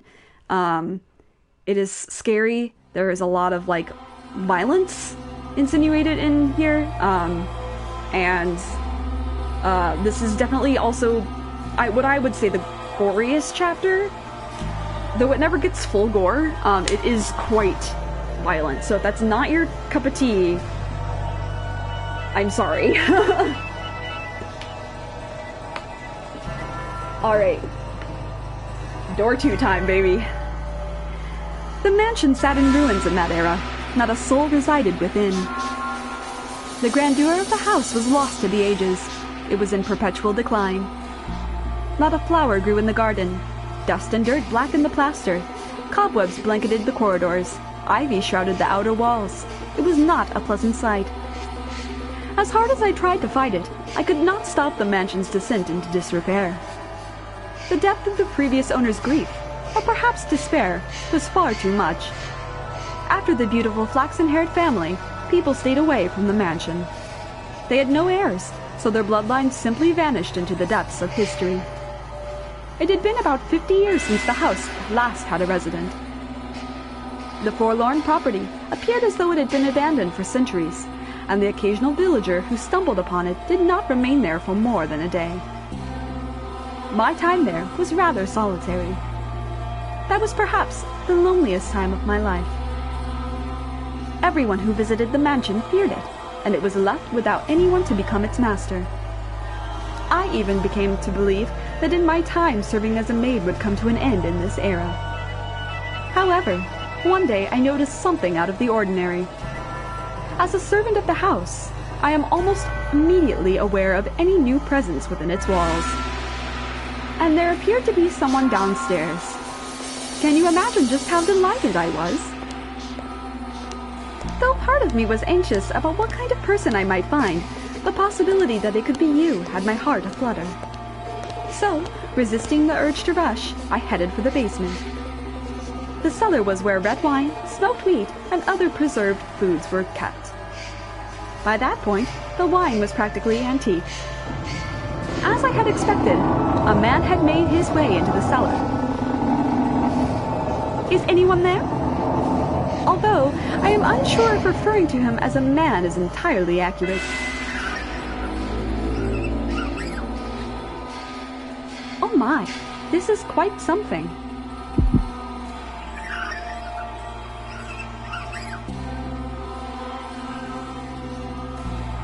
The very first stench. The odor emanated from the man, heightened by the food he had carelessly rummaged through. Blood-red with liquid spilled from wine barrels, soaking the floor. His sunken eyes had a piercing, wolf-like glimmer in them. His teeth were sharp and yellowed, visible as he ripped into a chunk of meat. He grumbled in a seemingly inhuman tongue. I was looking at a beast. Or perhaps a half-beast. There was another source of odor in the room, though. It had something of a kind of metallic tinge to it, and when I noticed this, I nearly passed out. The red liquid was not just wine, as I had assumed. The beast had, I presume, stolen a weapon from the village. A sword far too nice for him lay on the floor beside him. I could hardly imagine how many people's lives he had taken with that blade. It was visibly wet with blood, even in the darkness of the cellar, but at the same time, it had an imposing gleam. The fine, luscious aroma of the wine could not mask the stench of the blood and the beast. Holding my breath, I took a few moments to ponder. Ponder what? Oh, master, you know. Tell me, were you summoned here by the mansion?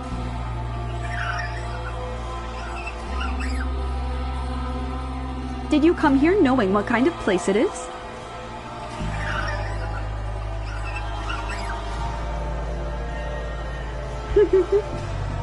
If you are in want of money, you are welcome to help yourself to some of the furniture. And I imagine the villagers would be willing to welcome you if you dressed yourself up a bit more like a person. Then you can trade the furniture for food and make your way to a larger town. The wolf was able to fool the innocent little girl simply by putting on clothing, after all.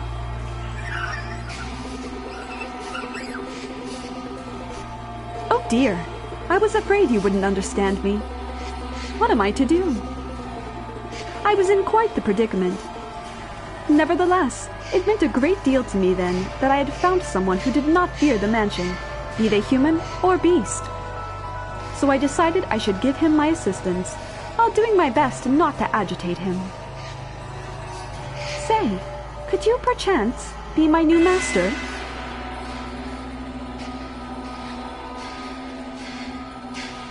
The maid fears nothing. I would have been like, all right, bye.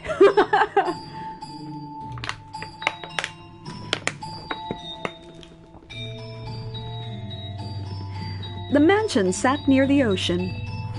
To say it was perched upon a cliff might make it sound rather intimidating. But you could see the beautifully clear sea through the windows, a glittering expanse of emerald and turquoise. If the mansion had been in proper condition, it would have been breathtaking against that backdrop. I even wanted to plant orange trees in the garden. Though it was a tumultuous era, the sun still shone bright upon the land, which only served to emphasize the house's unsightliness. Oh yes, perhaps I should give you some more background information.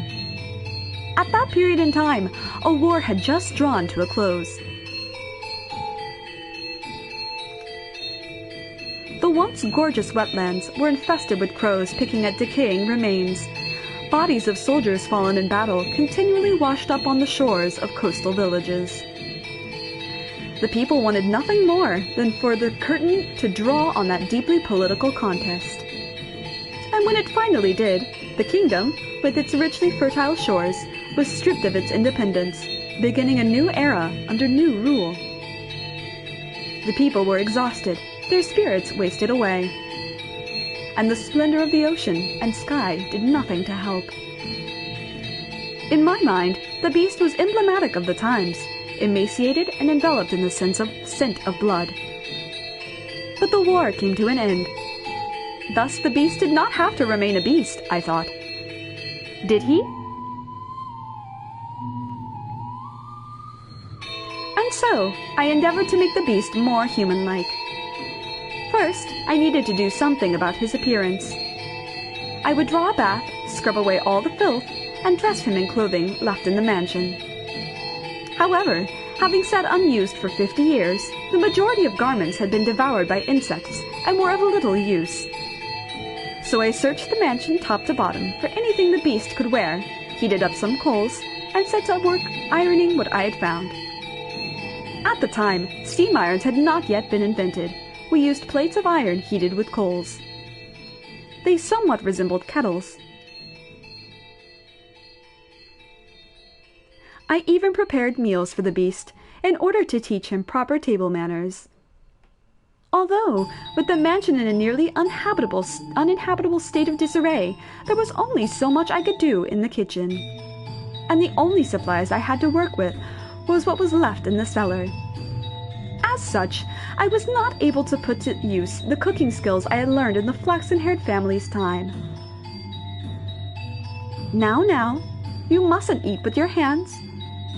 Do you want to get your fingers and face dirty? I don't think he cares. You eat using a knife and fork. See? Like this. I feel like I am teaching a young child. He didn't like that. Oh my. What are you holding your head for?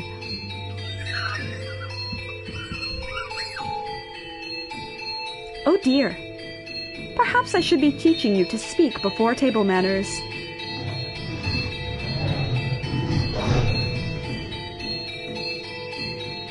Worry not, we have plenty of time. You needn't act so frightened.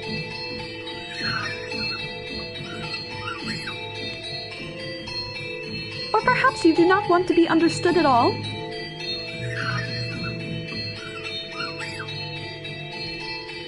Would you be so kind as to tell me your name? You are, for now, still a guest. It is too soon for me to call you master. Or am I mistaken? Your name. That is what people call you. How about I start by telling you my name? I am called...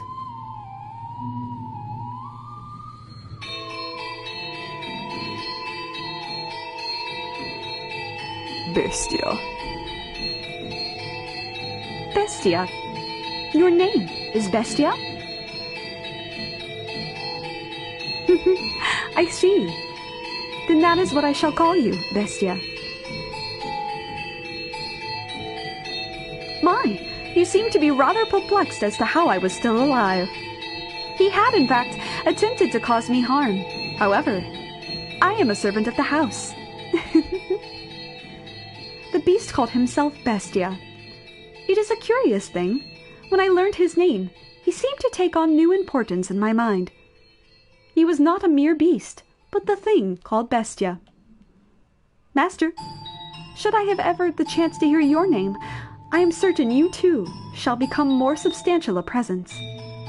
But you must always remember, Master, that even if you do not remember your name, and even if you never know mine, you have always held a special place in my heart. And thus began my tranquil days with Bestia.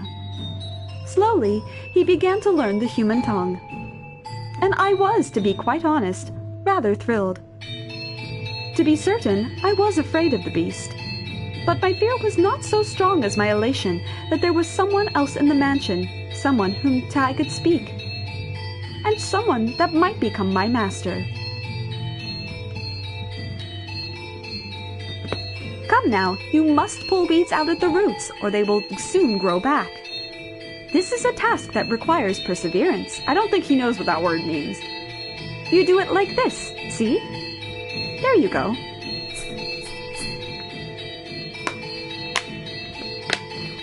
Grass. Oh, did you not expect that?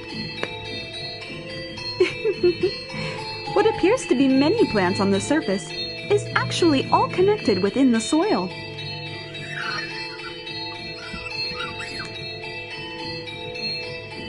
This is a task that requires a man's strength. If there were other servants, they could do it.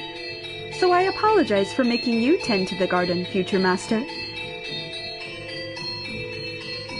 Or perhaps, now that you are all dressed up, do you wish to leave the mansion and find someone to fool, as the wolf did the sweet little girl?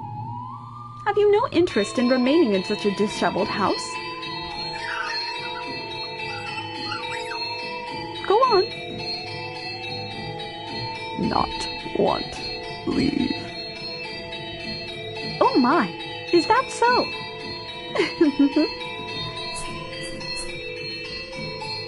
If you wish to stay, then I shall not stop you. On the contrary, I will gladly attend to you. I am waiting for the person who is to become my master. Forever waiting. I should be able to watch over you until the day you depart this world, old and wrinkled. Do you not believe me?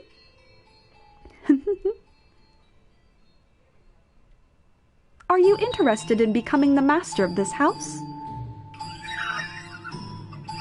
Will be. I have to wonder if you know what you are saying, although it matters a little whether you do or not. Oh my, look at that! Now this brings back memories. This is called a rose. Do you know what a rose is? It is a type of flower. No. Do not know.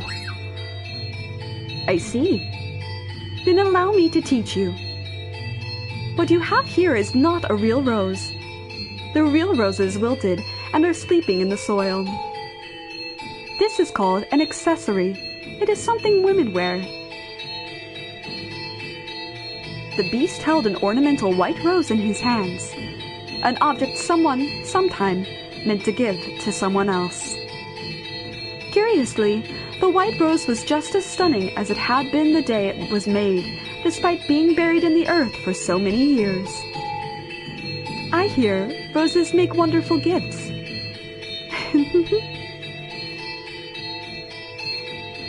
He stared intently at the decorative rose.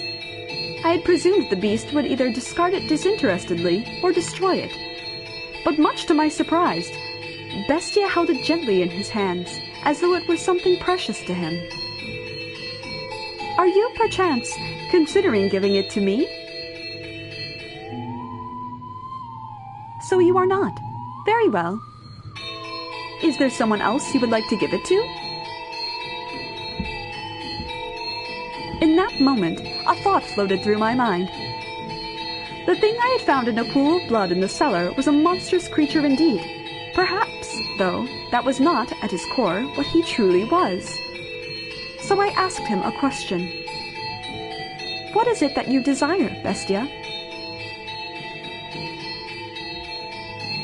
This mansion fulfills people's desires. If you yearn for something, Want.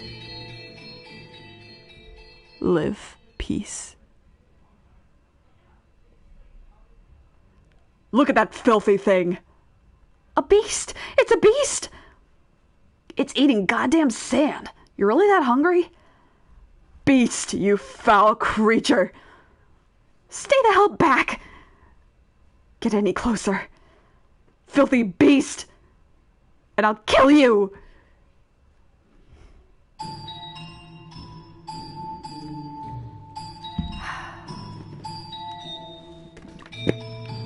Very different than door one, huh?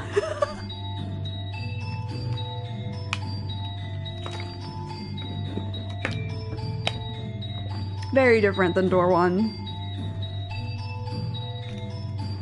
Vibe check. I just... Anyway, we'll go a little further for now. Several days passed by. As Bestia began to act more like a person, the mansion followed suit, slowly becoming more habitable, though not yet back to its former glory. No flowers grew in the garden, but neither were there weeds infesting it. The dusty corridors, shattered windows, rust-covered kitchen gradually returned to their proper states. Bestia learned how to change his own clothes and how to draw a bath. No longer did I have to wait on him hand and foot. He could take care of a number of things all by himself. What we lacked for food, he acquired from the forest. Never did he go to purchase supplies from the village. Rather, he captured hares and gathered herbs hidden in the overgrowth. There were days without incident. And although such a life may be want for excitement, peace is something you mustn't take for granted. Those who have it cast it aside, finding the leisurely flow of time dull. Only those who have never experienced it truly know how precious it is. Bestia appeared to be content. He wore an expression of solitary serenity. Someone. Is anyone there? And then, one day, a crack formed in the uneventful tranquility. Is anyone in there? Could you part with some food? I don't need much. Some food and water. Just a little. That's all I need. Bestia looked over at me, as if seeking my aid. Ironic, no, It was the visitor who was truly in need of aid. I pondered it for a few moments, deciding that I could not simply turn away someone calling upon the mansion. Had Bestia ordered me not to let him in, I would have followed his instructions, but he said nothing.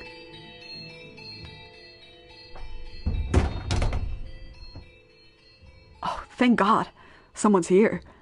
I was afraid it was deserted. You said you were in need of sustenance? Yes. It doesn't have to be much. Anything to quench this thirst. I got lost and it's been several days. Give me a few minutes. I will find... Let him in. A firm, deep voice came from behind me. I was quite startled. When had the beast learned to act so much like a human? When had he learned to speak so clearly, and to behave so much like a master? Ah! Upon seeing Bestia, a look of terror appeared to cross the wanderer's face for a moment. To my eyes, Bestia was the very image of the head of a house, but to an outsider, he probably appeared to be nothing more than a beast in man's clothing. Prepare him a meal and a bed. I suspect he is quite tired. Thank you very much. But in time, the fear drained from the man's face. Bestia sat precariously on the border between man and beast. Though he still had his doubts, the wanderer revised his first impression, deciding Bestia was human. As the wolf had fooled the little girl in the forest, he too has succeeded in playing the role of a man. I thought I was a goner for a while there, but you really came to the rescue. And a meal like this on top of that? You really didn't have to. Though I guess it's not an appropriate thing to say as I'm eating. What kind of meat is this? Hare. It's damn tender for rabbit. And here I thought it was beef. You have quite the skilled chef. Oh, is she the one who cooked this? Is she your wife? Oh no, I am merely a servant. A female servant, huh? Don't see that very often. This mansion's just full of surprises. I can hardly believe it. Lost for days, and as soon as I think I'm dead, there it is. Thinking back on it now, it's miraculous. But why are you two living alone in a house on a cliff? We. Oh, I beg your pardon. Asking so many questions. Apologies, just a little too excited to finally see other people. I'm a merchant. I do international trade. Until a few years back, spice exports pretty much all came from one place. But now that we've established trade routes of our own, my country's fighting tooth and nail to push its exports. And in fact, some have lost a few teeth in the fight already. But that's just how it works. It's a cutthroat world. You do what you must to survive.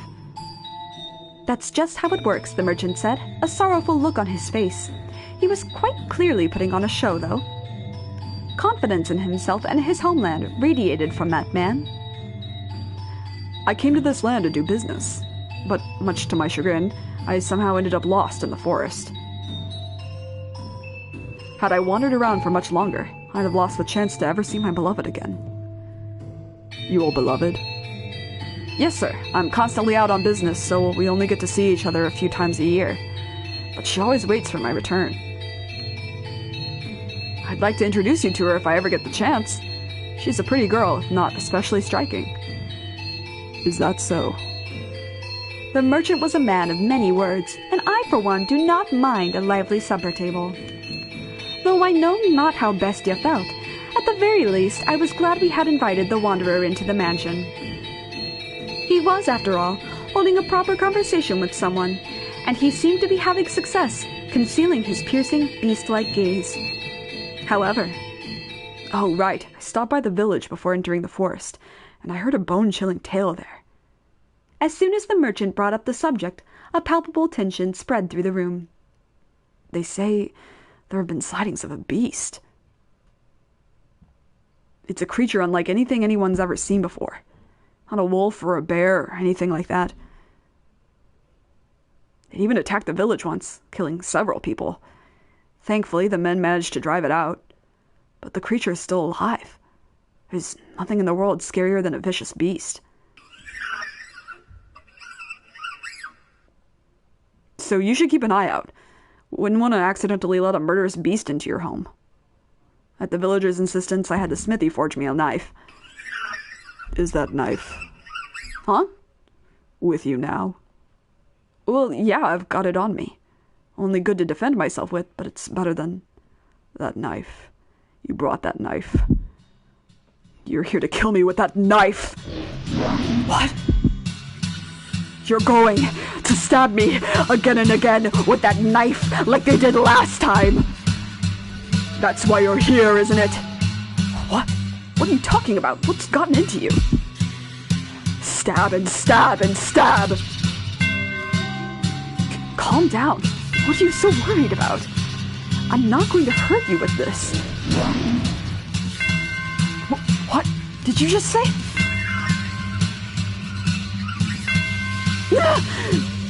I like to imagine that before the wolf ate the poor little girl, he said, "Is this what I always looked like?"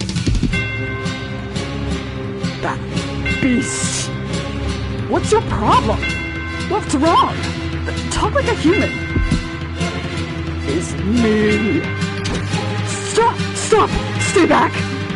Get any closer and I'll stab you to death! You act like you only just realized I'm a beast. That's right. I'm a beast. I killed them. Stay back! And I'll do the same to you! Help! In his hand, Bestia held his sword. Perhaps it had been hidden under the table, or maybe behind his chair. Regardless, it was as though he had expected this to happen. The merchant kicked aside a chair, attempting to flee, but Bestia closed the distance in an instant, knocking him back. He lost his balance and slammed against the wall, but he had made to escape, though the beast stood blocking his path. No! Please, stop this! Don't kill me! My beloved is waiting for me back home! I can't leave her behind! And why should I care?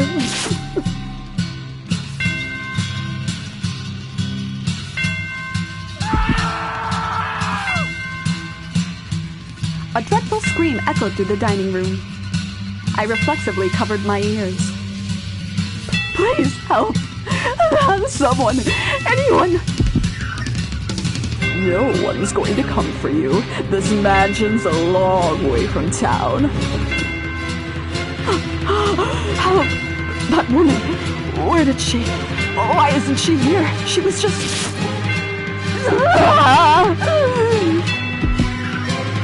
You'll kill me if I don't kill you, and so I must show you that I will. I must show you that I'm serious. I must kill you or you won't understand. You just won't understand. If I don't show you firsthand, you won't understand. I'll make you understand. I'll make your flesh and bones understand. I'll kill you. I'll kill you.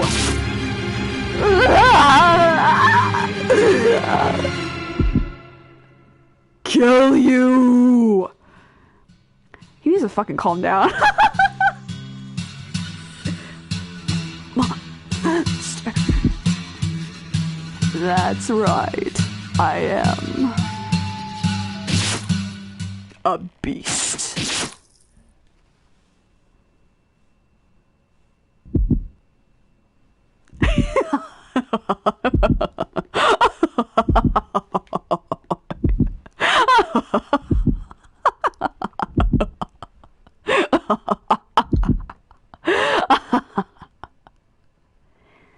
They had been enjoying a peaceful meal around the table together just minutes earlier.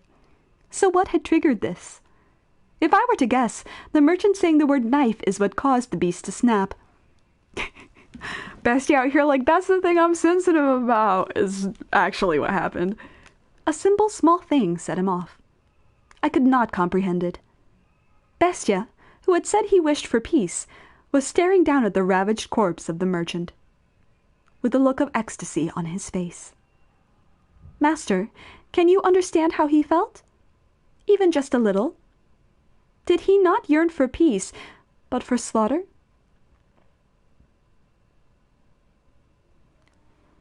Full Metal Alchemist.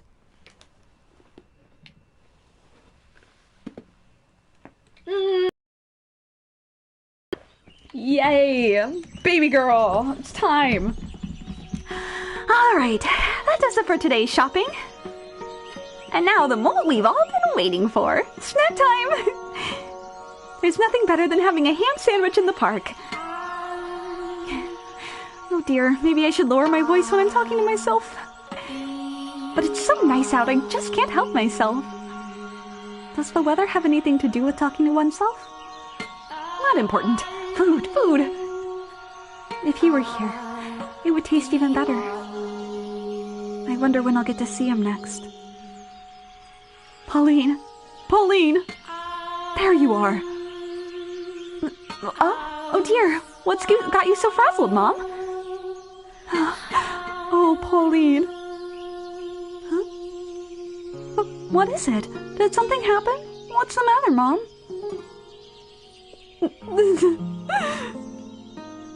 Mom! Pauline... This isn't like you, Mom. It's not like you at all. Tell me, what happened? I told you to stay away from men who trade.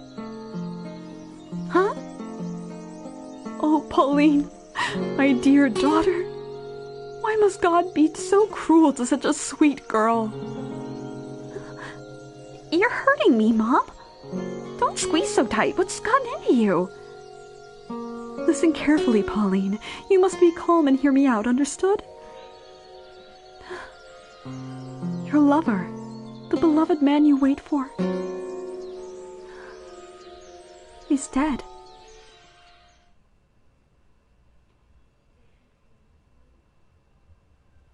All right. Golly. Golly gee. This is a good place to stop. Man, I love this game. I fucking love this game so much. Voicing Bestia will be a challenge. As I am not a man, and I have a soprano voice.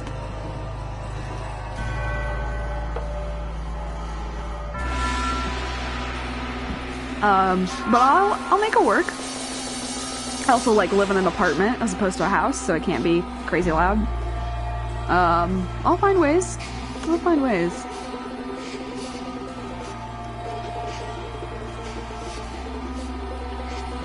I hope you're all enjoying this fun little adventure, this romp that we're on right now. This very fun, bright romp. Next week I think I might... I don't know if I'll move the time up to 6. I don't know. I'll mention it on Twitter if I do. I'll mention it several times if I do. I gotta see how long, how much is left. So, anyway, next week I'll see you. More of Bestia, more of Pauline, and more of the maid. Damn. I'll see you guys then. Take care. Be safe.